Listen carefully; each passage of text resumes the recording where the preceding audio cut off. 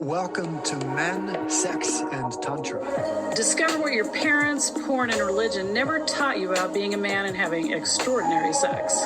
Get ready to have your mind blown and your world rocked. So, Tanya back here with Mick. Men, Sex, and Tantra. One of the things that I don't know that I've ever said on this show is that I'm autistic. And one of the weird things about me in that sense, other than other weird things about me, but one of the weird things about me is I can become anxious with names, name anxiety. And it doesn't matter, like it can be a simple name like John, it can be a super complex name, doesn't really matter. But I used to speak 7 languages. I had a head injury, a big head injury, and I lost the languages to bring them forward. But what I didn't lose was the trying to translate every name into some other language. So I see Karen, and now I'm going to try to translate it into Swahili. And so I look at the name and my brain goes, whoa, what? Anyway, so I can become name anxious. Is that a thing? Name? It is for me. It is for me. So so I was playing along with that, trying to make fun of it in these episodes, and then realized coming up to this last episode, I was about to say his name and realized right before we got on that I was now anxious. So you're playing along with me. Thank you. That's always so wonderful. And what are we going to talk? No worries. What are we going to talk about today? Other than me freaking out about your name. We are kind of going back to a couple of things we mentioned, or I mentioned 3 episodes ago, about what it is that women want to hear, or how they want to be approached, or what the best way to get them to become friends, dates, partners. Did you say friends? Friends. Friends, that's a bad word in dating and stuff, isn't it? I think, well, if you want to be juvenile and just want to hump somebody, then it's a bad word. But if you want to have a really close relationship that has meaning, friendship is huge. Because we talk about the friend zone all the time. You know, like everybody's like, oh, did they just put you in the friend zone? How that's yeah, but that's to me, that's kind of this after the fact thing. Let's just be friends, and then nobody ever really stays friends. But I would say befriend a woman first, which is part of building trust. It's a part of building intimacy. It's building connection. And I think those are all important to develop a partnership with sex, with healthy sex. All right. So we're going to chunk this down, because I'm a really big believer of defining the words that we hear all the time in relation to things, but we hear it, we maybe understand the definition, but most of the time not. Most of the time people are throwing around words like trust, connection, intimacy, and you know, we only have our own idea of what to make of it. So if we take the word trust, when you say building trust, break that down. Tell me what that looks like, feels like. What is it?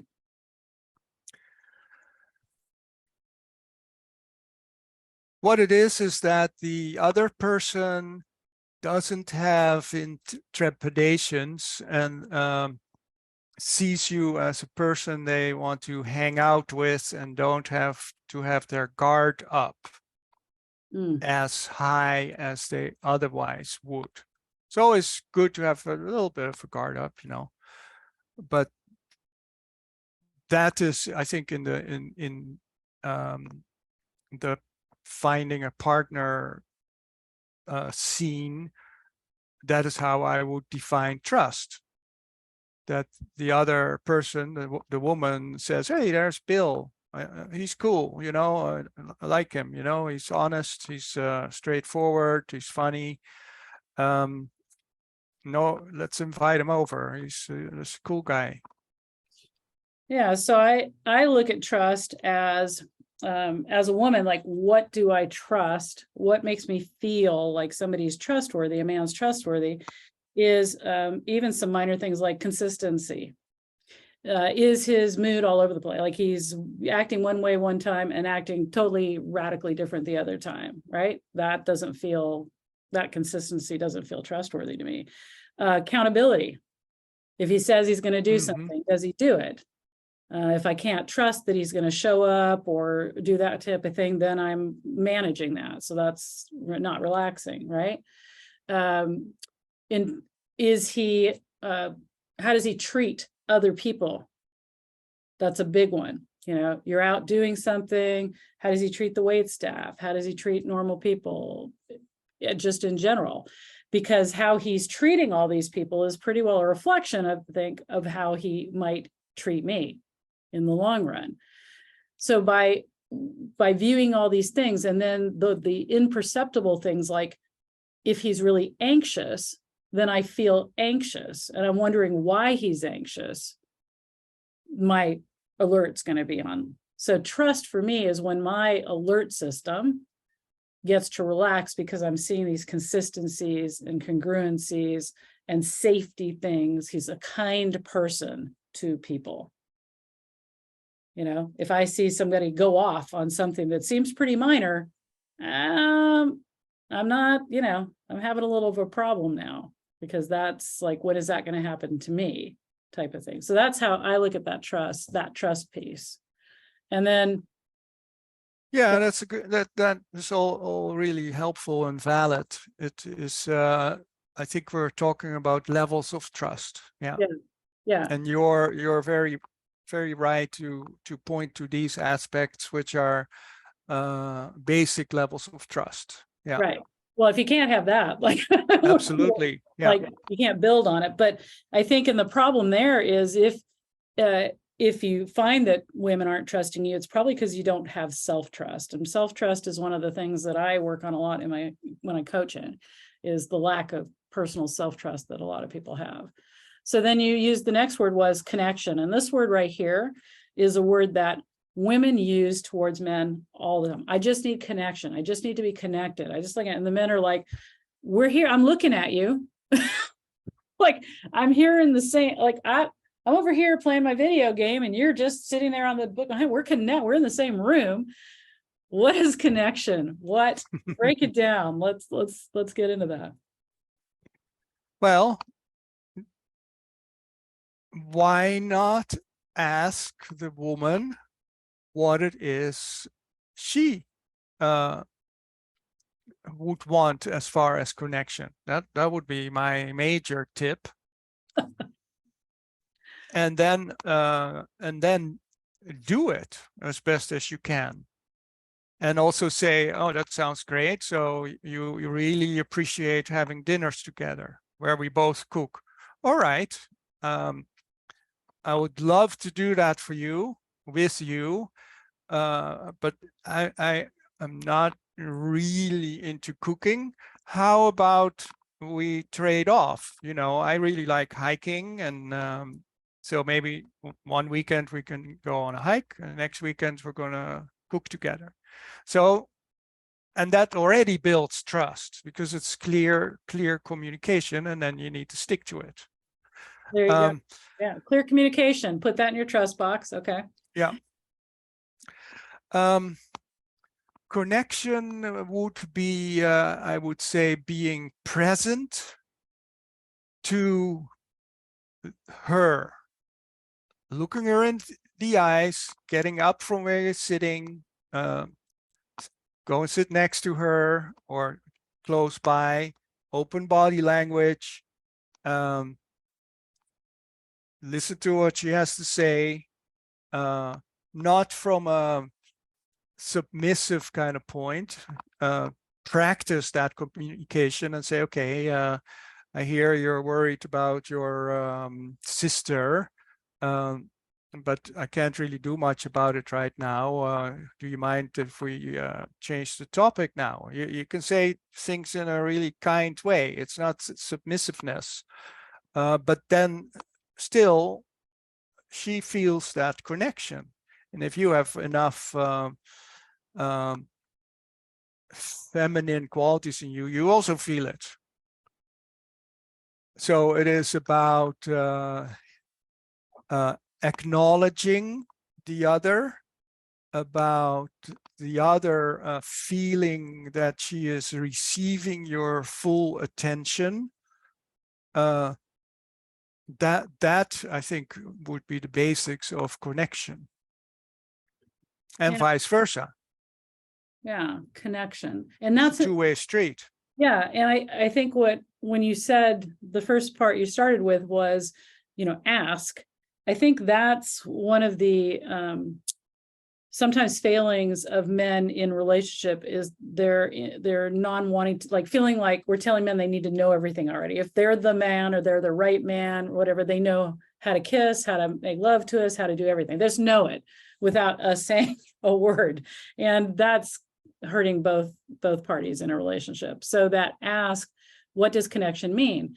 I had a partner who he worked on his computer at night, so we would connect in the morning, but his idea of connection was interesting because he would want to play chess.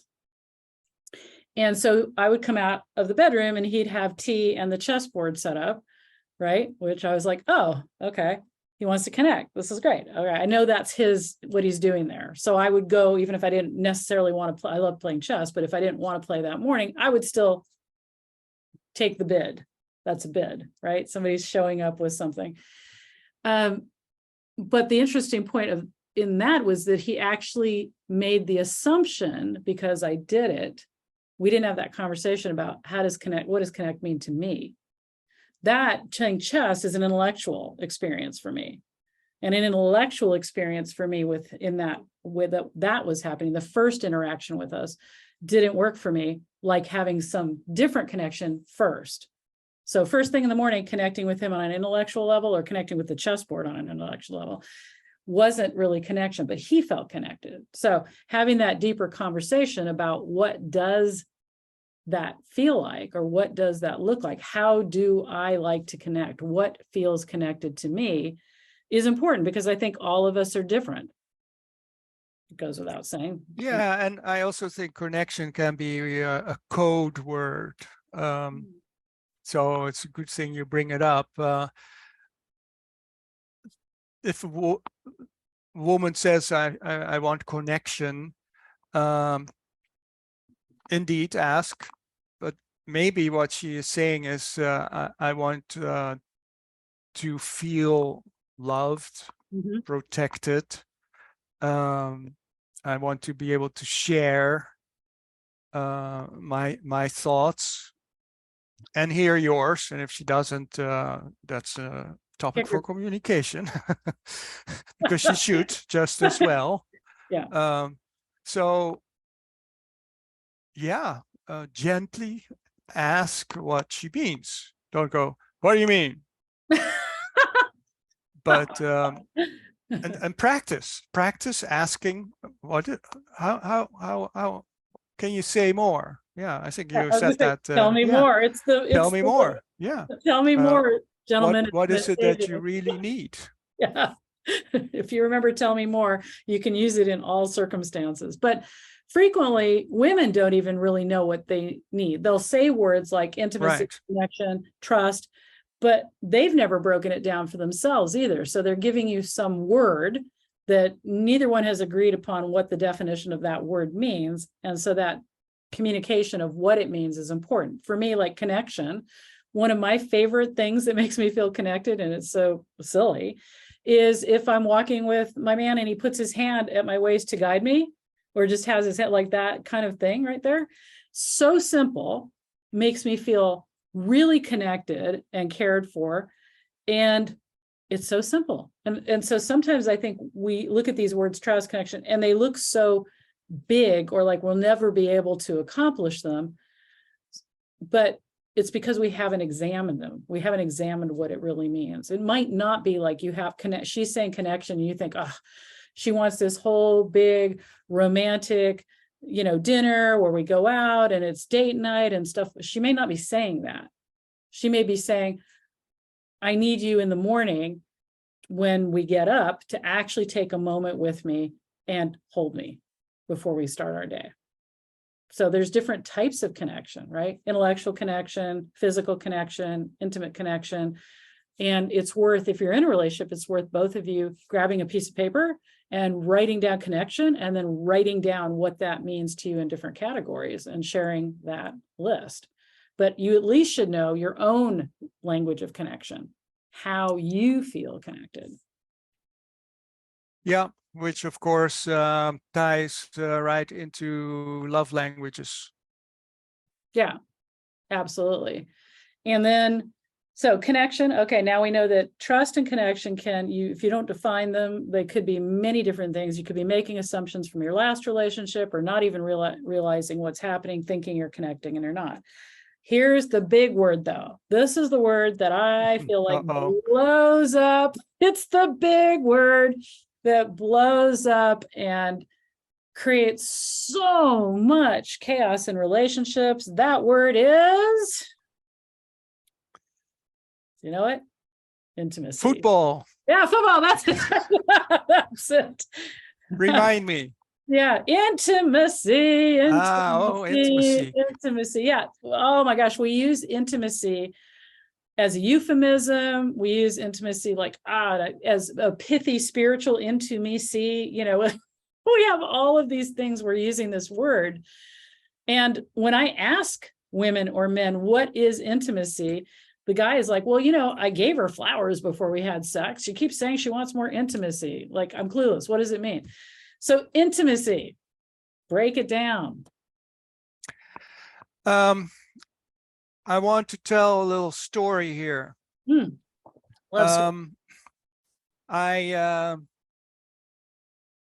was friends, kind of exploring a relationship with this woman, and it was a nice sunny day, and we were in this park, and we said, well, let's just lie down in the grass. And we lay down in a way that our heads touched. We actually lay down like totally vertical with our heads touching. And the flow of energy was fantastic. And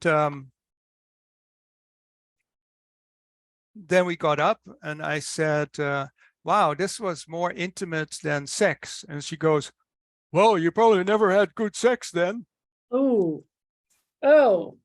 And first of all, that was really hurtful.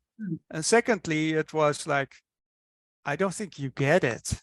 You don't get intimacy. Yeah. So I wanted to share that intimacy. Yeah. And that was an intimate share. Yeah. Yeah, absolutely. So it's the most subjective of the three themes here. It's personal. It's vulnerable.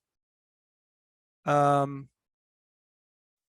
it's even more important to ask and observe and try different things, not take them personally. And indeed, figure out for yourself what it means, and encourage the other or ask the other to figure it out as well. I don't have much else to say about this huge topic. You kind of put me on the spot here. So what would you say? Tell me more. I love that. Yeah. Well, first of all, I love the beautiful role modeling of what was intimate for you, both in the experience that you had that you felt intimate, and in the vulnerability of what happened next, which, somebody blowing off, you describing what was intimate, which is very non-intimate to do. So that, for sure. Yeah, it almost was like a role reversal. She was the unevolved man, and I was the woman who was opening up. Right. Yeah. Or the feminine that was opening up. Yeah. She missed a beautiful opportunity. So she missed a completely beautiful opportunity to say, tell me more. Yeah. Right. So why was that for you? That's great. Yeah. Whatever. Exactly. Yeah. Even if she didn't feel that way, by asking you, tell me more, what she's saying to you, and I think this is important in the intimacies, I want to know more about you. Yeah.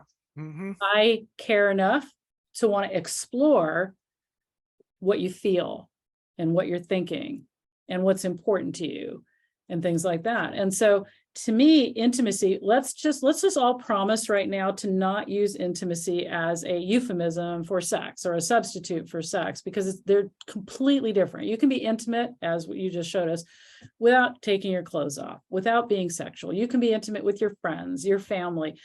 Intimacy and sex do not have to go together. When they do, it's pretty awesome. I just want to say that. However, they don't have to go together. So practicing intimacy really means that ability to be vulnerable, open up vulnerably, share something that might be like maybe you don't share with everybody, but what are you feeling in the moment is intimate, being present with what you're feeling in the moment. So sometimes intimacy is saying, somebody says something to you and you have to say no. That can be intimate if it's kind. Your reality is no, that's a no for me, but you're revealing something. I like to think of intimacy as maybe like something that's more tender or more delicate about us, those things about us that are that way. Yet intimacy can also be a great joke. Inside jokes are intimate. I see a finger up. He's just jump in.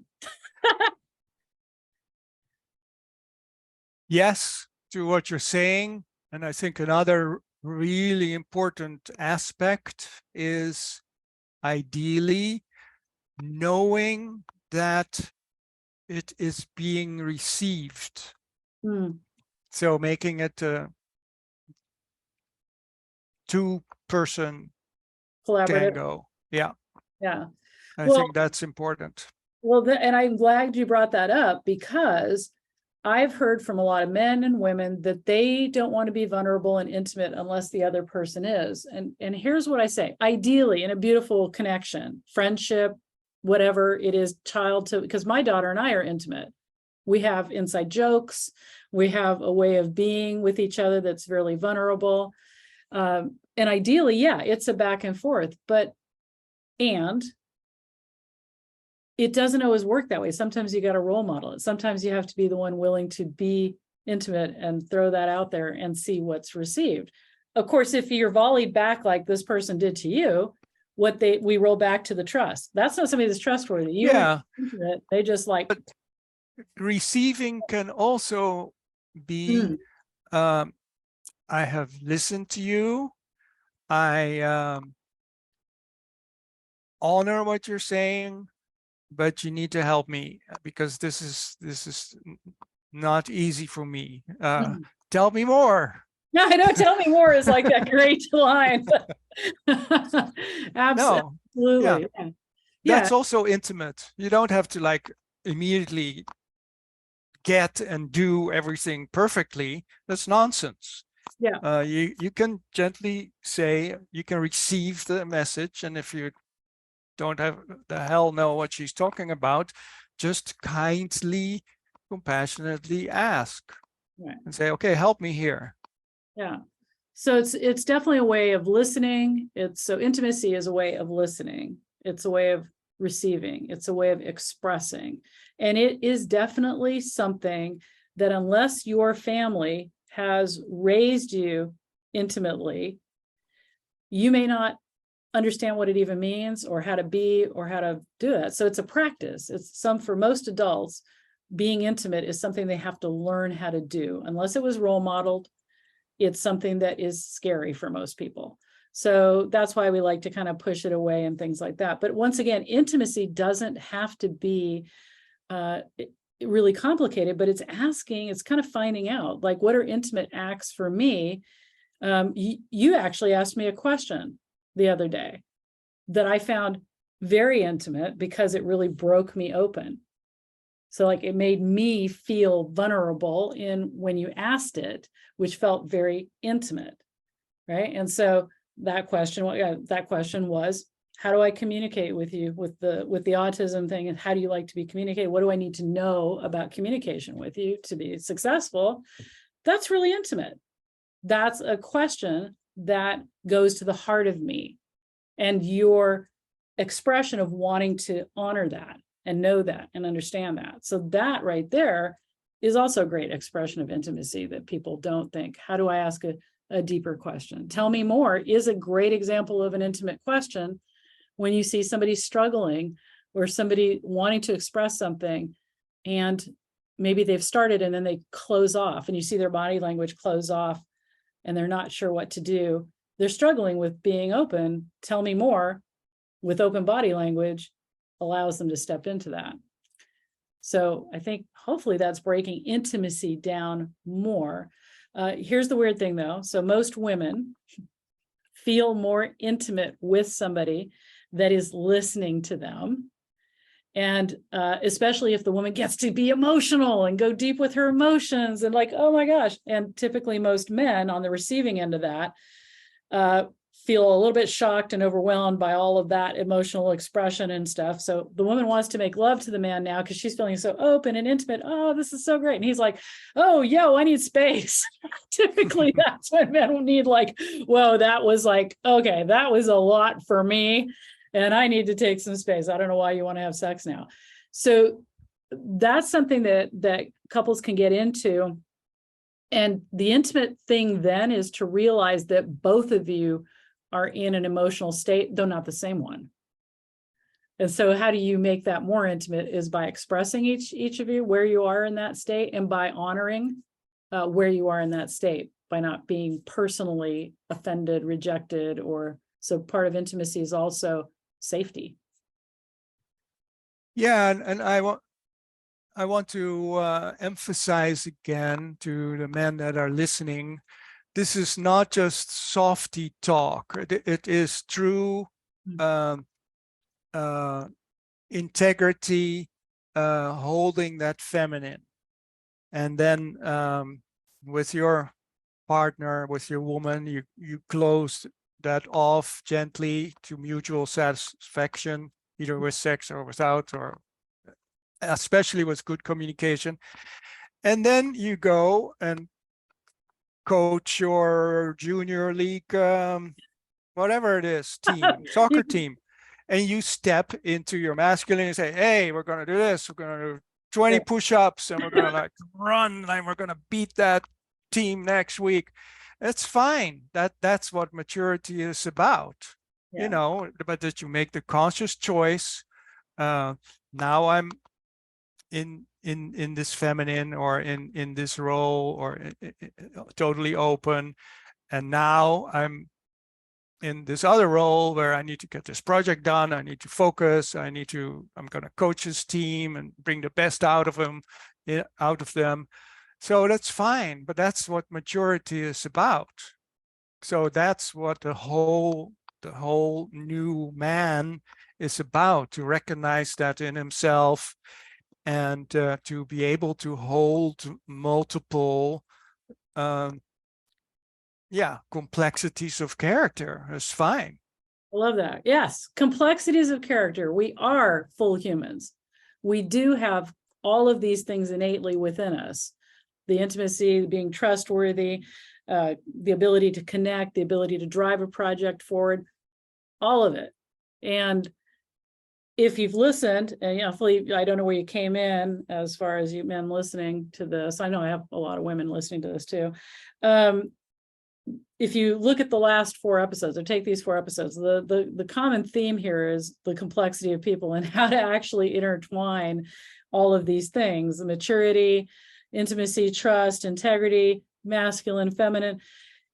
So what do women, so we started well with this, like, what do women want? How do you connect to a woman? And I think the last 4 episodes really have been about all of that, because connecting to yourself, being connected to yourself in a healthy, whole, dynamic way means you have a better chance of connecting with another human on that same way. If you're a one-dimensional being, you're the dude who wants to get laid, and that is your dimension, and that is everything in which you bring, come to, do, then that is what's going to happen out there. That's the way you're going to act. That's the way you're going to connect. That's the way you're going to do everything. So yeah, okay, you'll connect with people who are driving in that one lane too, but that's not very rich. And probably people that also got laid on Thursday evening and the weekend before. And I encourage everybody, men and women, to think about, do I really want that energy? Because it sticks, it is sticky, but it also sticks. So I want those types of people, those fickle people? Am I so desperate to score and show off to my friends or women friends and show some new jewelry off? Do I really want that? What? I was supposed to get jewelry when I was getting laid? Man, I've blown it. I wish I would have talked to you sooner. But I hear you, yes. No, it's maybe a little esoteric, but if you go to bed with a person on Saturday night after 1 hour, 15 minutes of conversation, she or he probably did the same on Friday and Thursday night. Do you want to be in that energy? Yeah. That's an entire topic on itself. Absolutely. Yep. Sure. And worth thinking about and worth noting. So, okay, to wrap this one up, women seem to want a full-bodied person on the other end of that connection, that's who's who has the ability, trustworthy, who has the ability to connect, has the ability to create intimacy.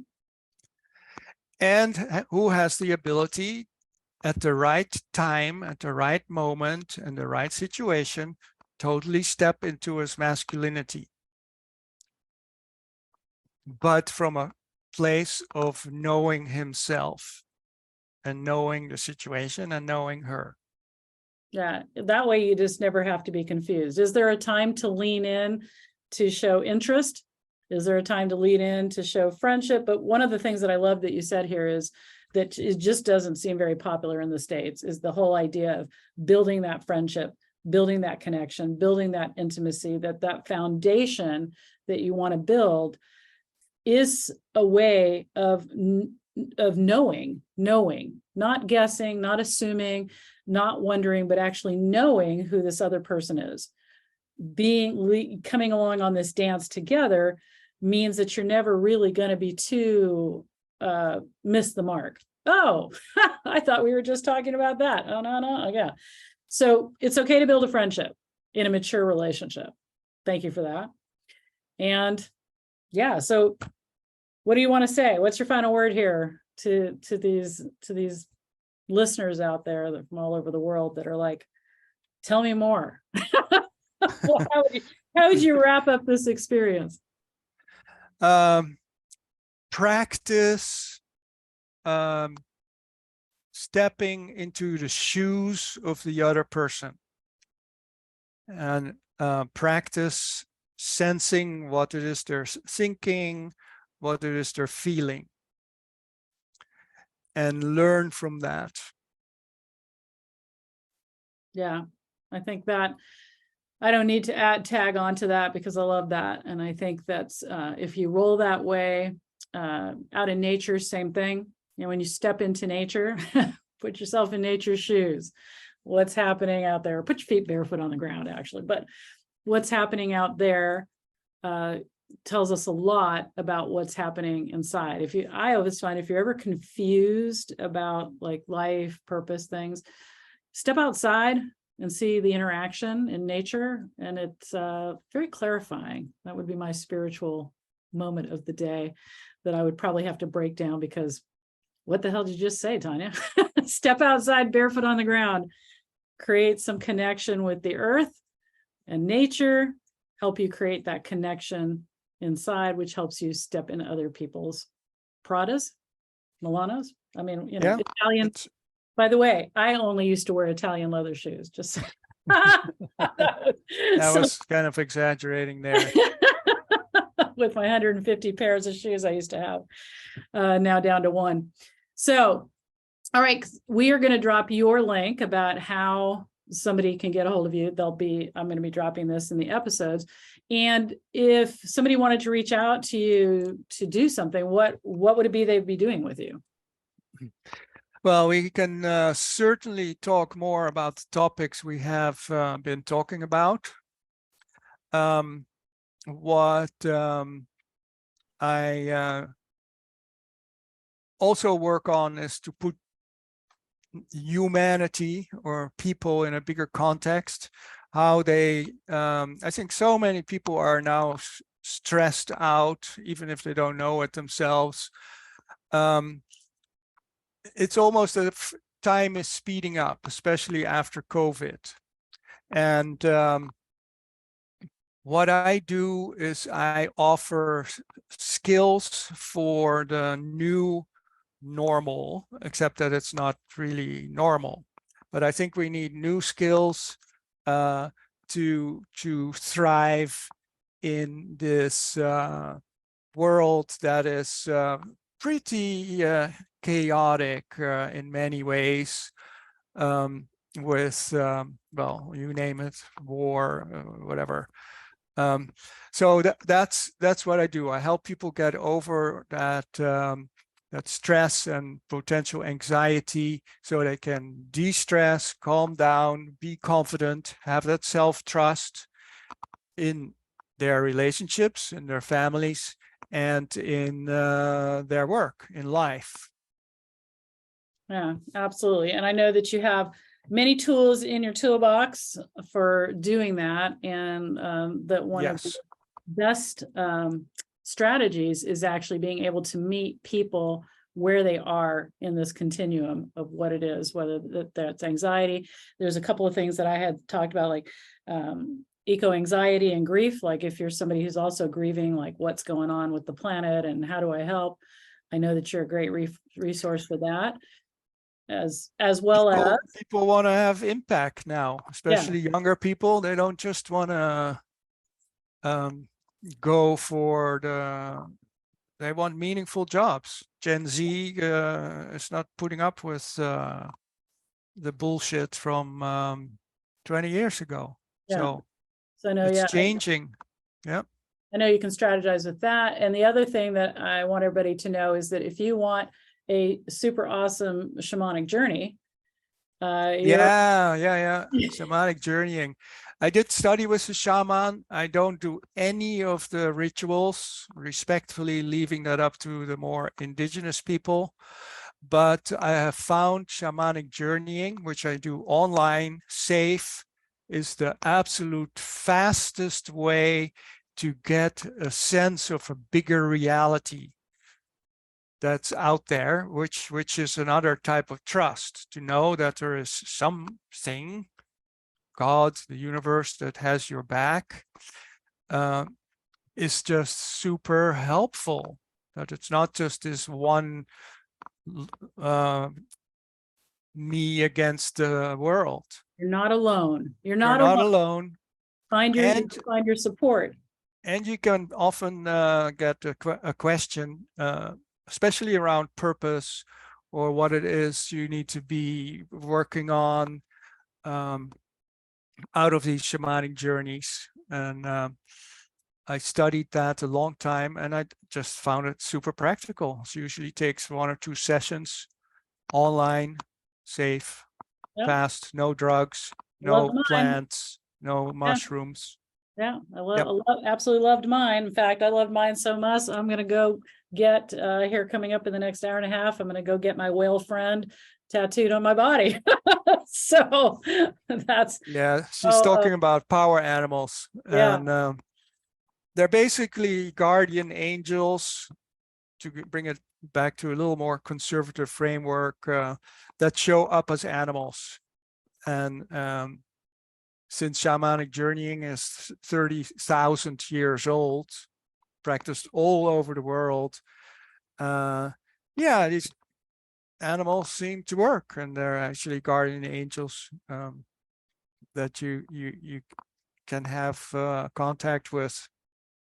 It sounds crazy, but try it. It works. It sounds crazy, but he's an engineer, so just remember that. That makes it sound less crazy.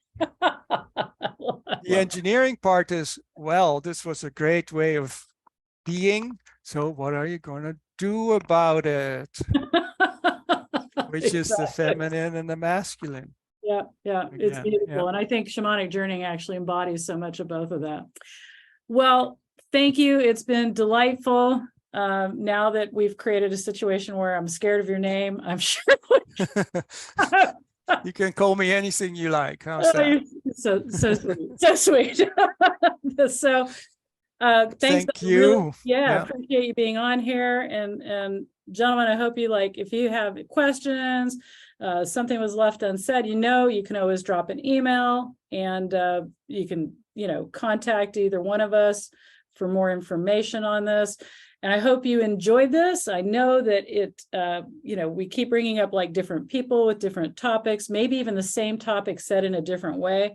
And I did have one of you recently reach out and say, I heard this same thing. And by the time I heard it the third time from somebody else, I was like, okay, fine. So just saying that we get it. Sometimes you need to hear it in different contexts. I know I've talked about intimacy before. I know we've talked about connection and trust and the masculine and the feminine, but the different ways in which different people express obviously reaches all of us differently. And sometimes it's just a matter of hearing it to finally go, well, okay, she's not the only one saying it. There were like all of these men saying this too. Tell me more. Remember that. And we're out. Bye.